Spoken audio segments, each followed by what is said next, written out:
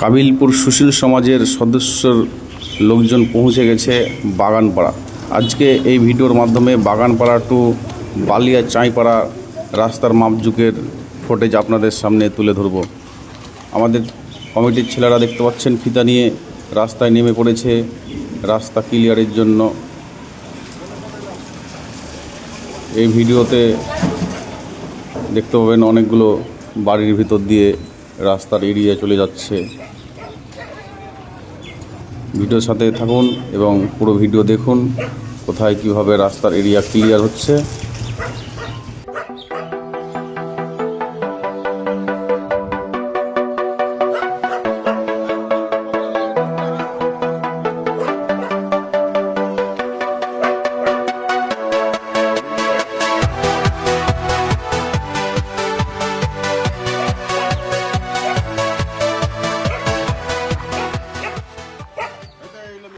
এখন যে জায়গাটা দেখতে পাচ্ছেন আমাদের কমিটির ছেলেরা দাগ মারতে ঢুকেছে, এটা হচ্ছে শ্মশান মোড়। বালিয়া যেতে যে টার্নিংটা, সেই টার্নিংয়ের বাড়িটা এটা।